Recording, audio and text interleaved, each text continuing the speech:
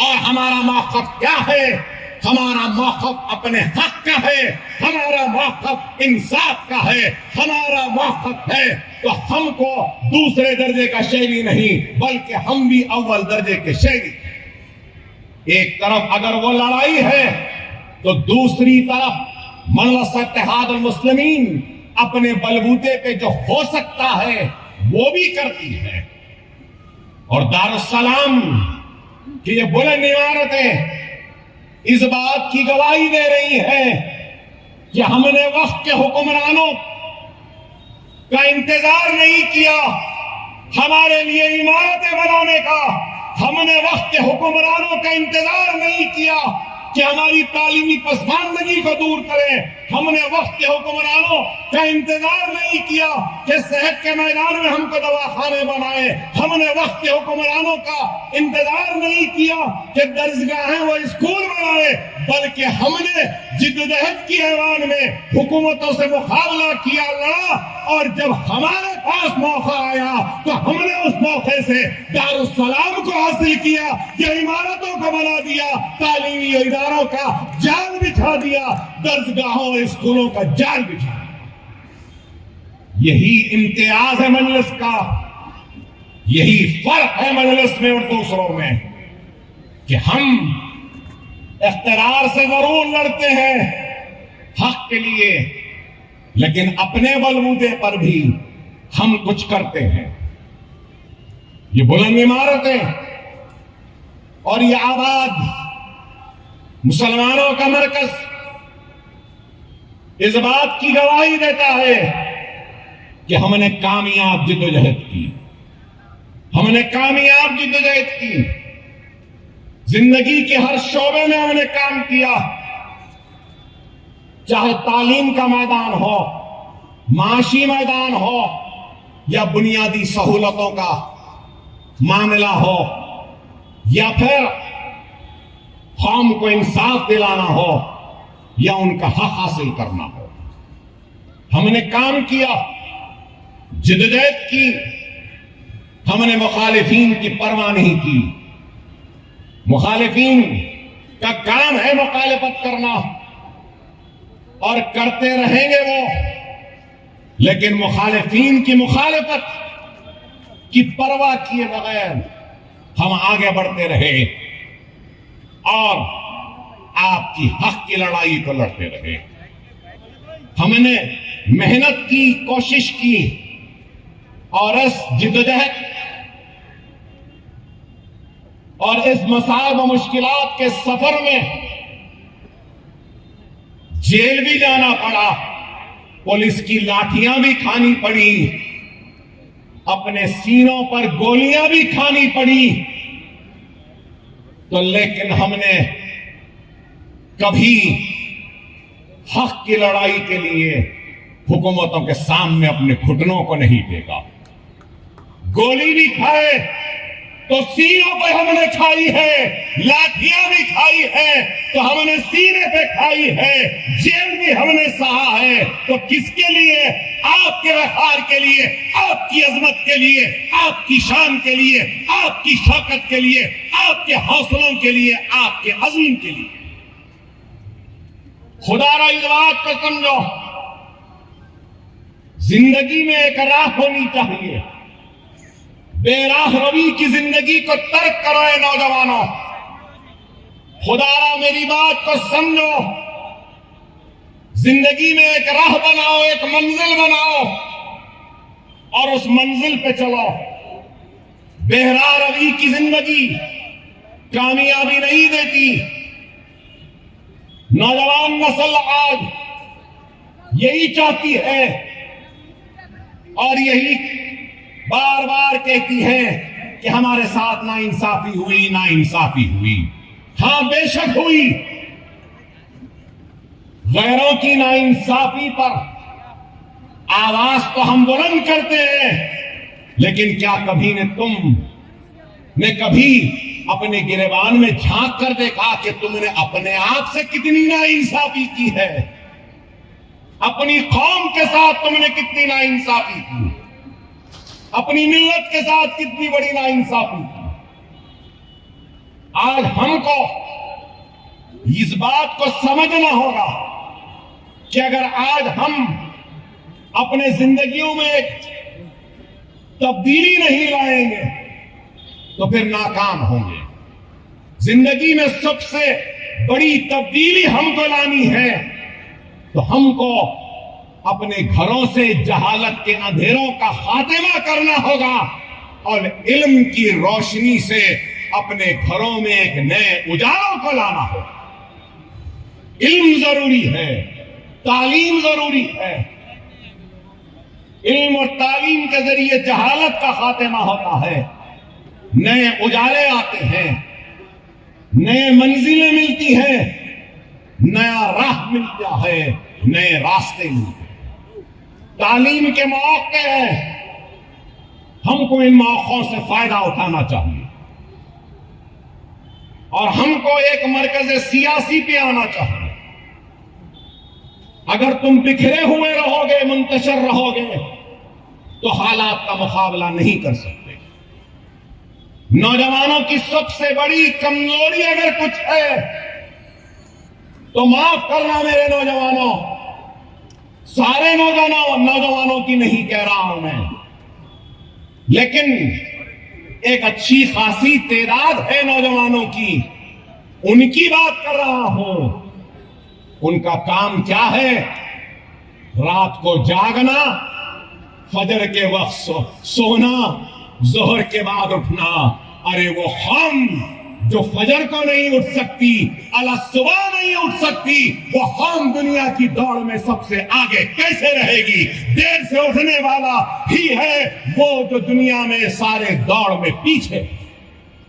فجر کی نماز ہمارے اوپر فرض ہے, لیکن دیکھو تو سب سے کم تعداد اگر مساجد میں دکھائی دیتی ہے تو فجر کے وقت. خدانا میرے نوجوانوں, یہ رات میں جاگنا چھوڑو, رات میں جاگنا چھوڑو, صبح اٹھ جاؤ, روزی روٹی کی اور علم کی تلاش میں نکل جاؤ. صبح نکلو گے تو روزی بھی ملے گی, روٹی بھی ملے گی, علم بھی ملے گا, کامیابی بھی ملے گی, اور دنیا کی خیانت بھی تم کو مل جائے گی, اور دنیا تمہارے پیچھے ہوگی اور دنیا کے آگے تم ہوگے. صرف اس چیز پر عمل کرو. آج تکلیف ہوتی ہے کہ اگر صبح اٹھ جائیں تو کوئی نہیں ملتا, اگر حلقے کے دورے پہ 6:30 بجے نکل جاؤں تو کوئی نہیں ملتا, دارالسلام میں کبھی 11 بجے آ جاؤں تو تعداد کم رہتی ہے, 1 بجے آ جاؤں تو بڑا مجمع دکھائی دیتا ہے. نہیں میرے بھائی, سمجھو اس بات کو, یاد رکھو, قوموں کی تعمیر اینٹ کے ڈھیر سے یا مٹی کے تولوں سے نہیں ہوتی. قوموں کی تعمیر عزم سے ہوتی ہے, حوصلوں سے ہوتی ہے, ہمت سے ہوتی ہے. عزم و حوصلہ تم کو نمازوں سے ملے گا, اتحاد سے ملے گا, اور مرکز سیاسی سے ملے گا. اس بات کو سمجھو, اس بات کو سمجھو. خدا را بے راہ روی کی زندگی کو ترک کرو.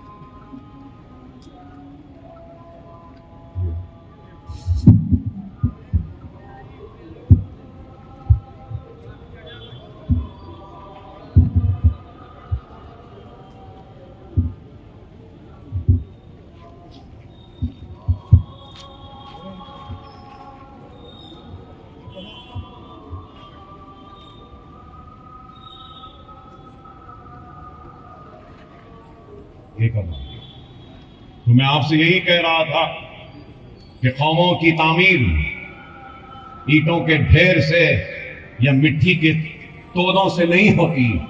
قوموں کی تعمیر عزم سے ہوتی ہے, حوصلوں سے ہوتی ہے, ایمان سے ہوتی ہے, اتحاد سے ہوتی ہے. اور آج ہم کو اپنے عزم و ارادے و حوصلوں کو کمزور ہونے نہیں دینا ہے.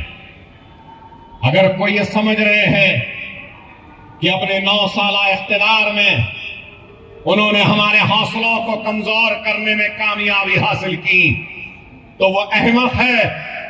9 سال کیا 90 سال بھی اگر تمہاری حکومت رہے گی تو ہمارے حوصلوں میں کمی نہیں آئے گی, ہمارے عزم میں کمی نہیں آئے گی, ہمارے ایمان میں کمزوری نہیں آئے گی, ہمارے ہمتوں میں کمزوری نہیں آئے گی. یہ قوم وہ قوم ہے جو کسی کے مٹانے سے نہیں مٹتی. یہ قوم وہ ہے اگر کوئی مٹانے کی کوشش کرتا ہے تو ہم ایک نئے عزم کے ساتھ, نئے حوصلے کے ساتھ, نئے ارادوں کے ساتھ اٹھتے ہیں. اور یہ دارالسلام اور یہ عمارت انہی حوصلوں, اسی عزم, اسی ہمت اور اسی ایمان کی نشانی ہے کہ ہمارا حوصلہ نہ کبھی کم ہوا نہ کبھی کمزور ہوا. یاد رکھو, دشمن کی کوشش یہی ہے کہ اپنے منصوبوں, اپنی سازش اور اپنے ظلم کے ذریعے ہمارے عزم کو کمزور کر دے. دشمن کی یہی خواہش ہے کہ وہ ظلم کے ذریعے ہمارے حوصلوں کو کمزور کر دے. دشمن کی یہی منصوبہ ہے کہ وہ اپنے اقتدار کی طاقت کے ذریعے ہمارے ایمان کو کمزور کر دے. تو آج آپ کا, ہمارا ایمانی تقاضا ہے کہ ہم اپنے دشمنوں کو ان کے مقاصد میں کامیاب ہونے نہ دیں.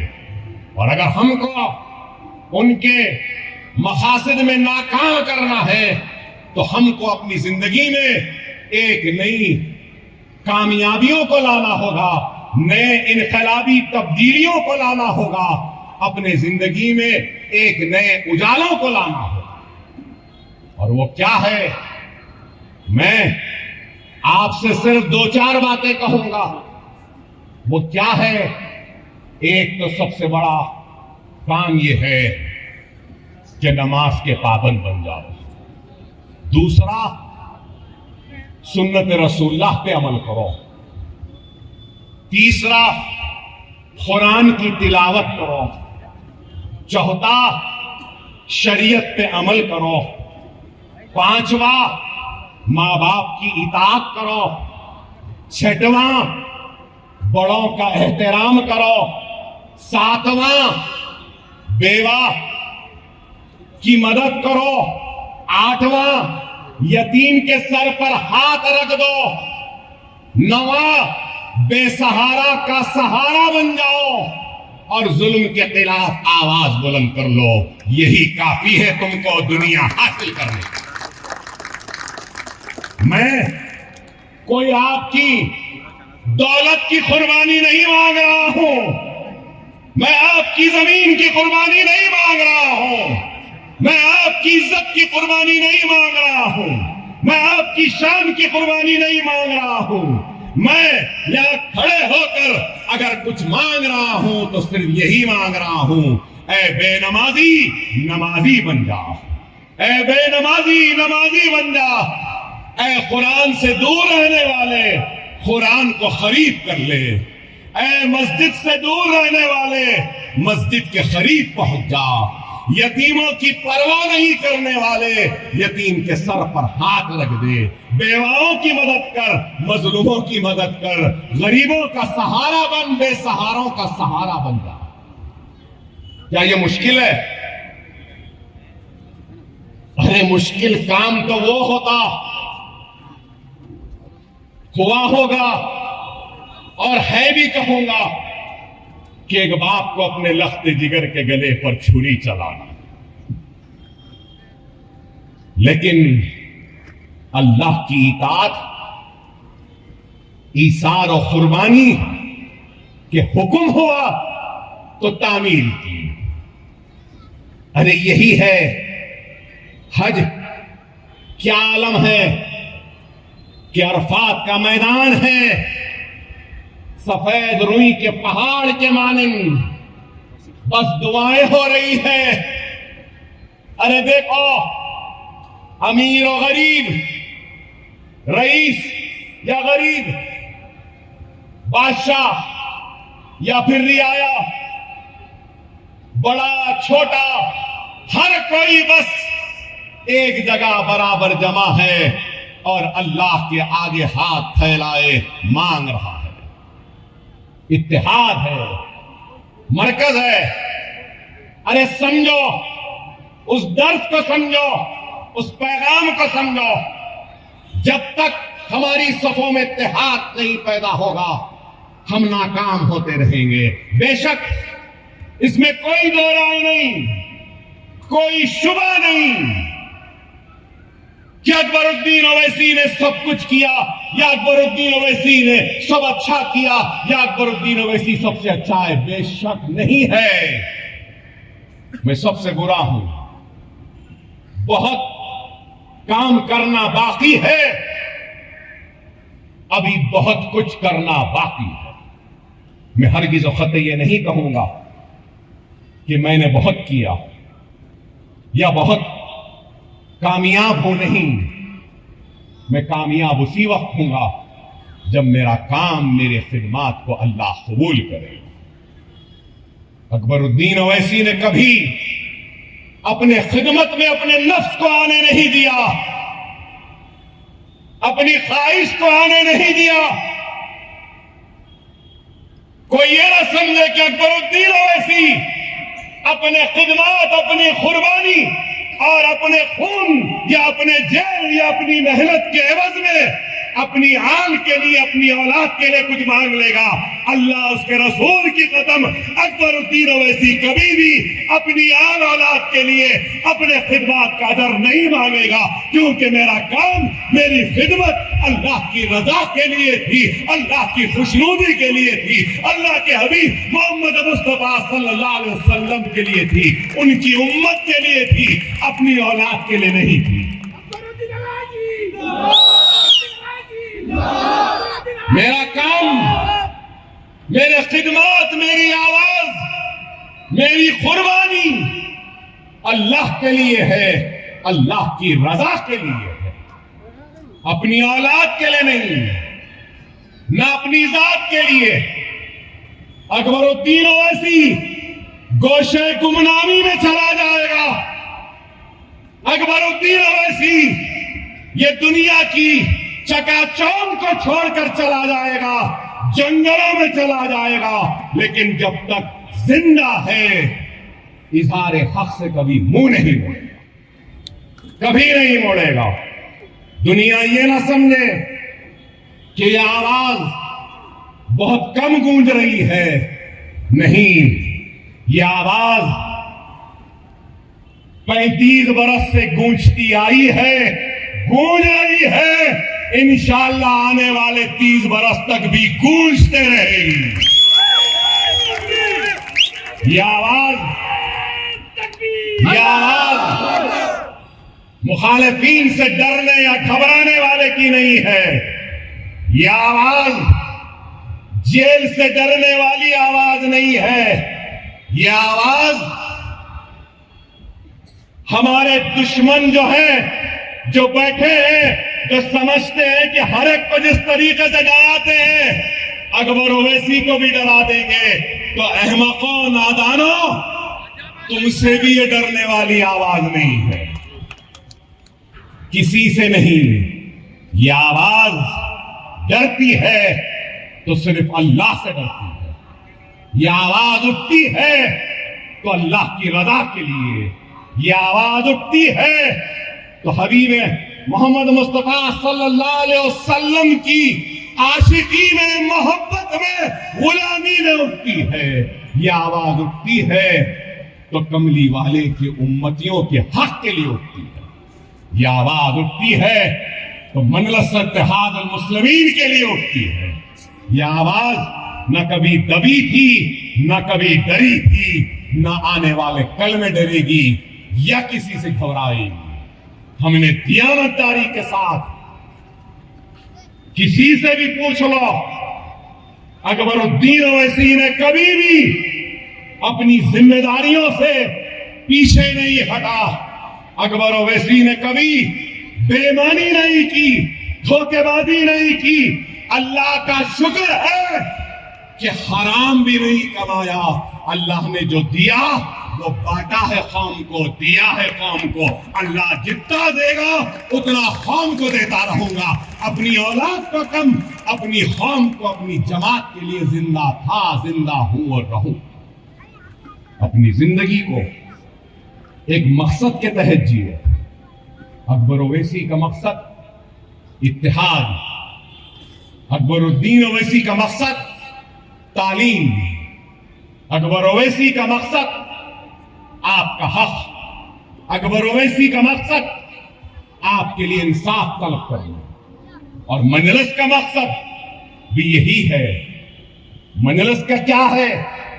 کمزوروں کی آواز بنو، معاشی کمزوری کو دور کرو، تعلیمی پسماندگی کو دور کرو، مرکز سیاسی پہ جمع کر دو، منظم کر دو، متحد کر دو۔ تو میں آپ سے پھر سے یہی کہتے ہوئے آپ سے رخصت ہوتا ہوں کہ وقت اور حالات کی نزاکت کو سمجھو۔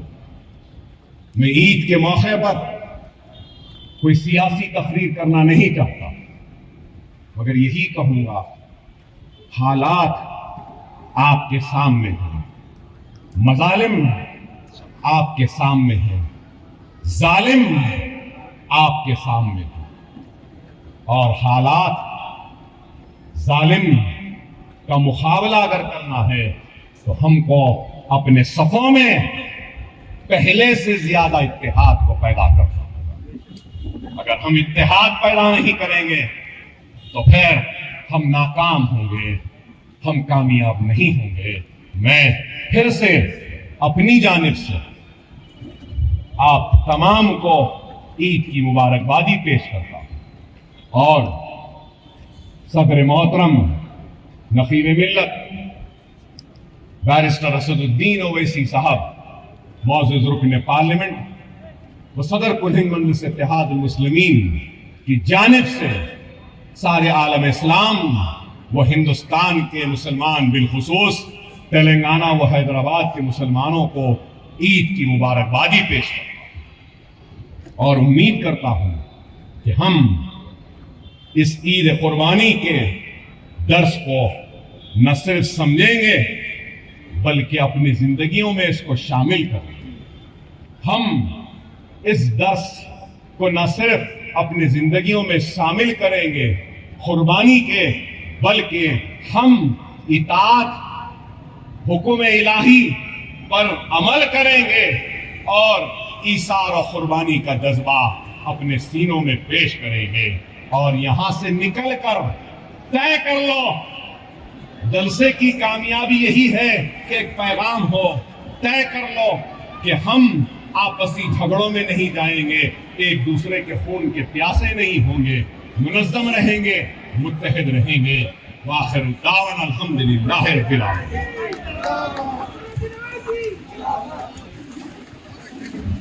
ڈسپلن کا مظاہرہ کرتے ہوئے ضیافت کے لیے جائیں۔ وسیع انتظام کیا گیا ہے، کافی وسیع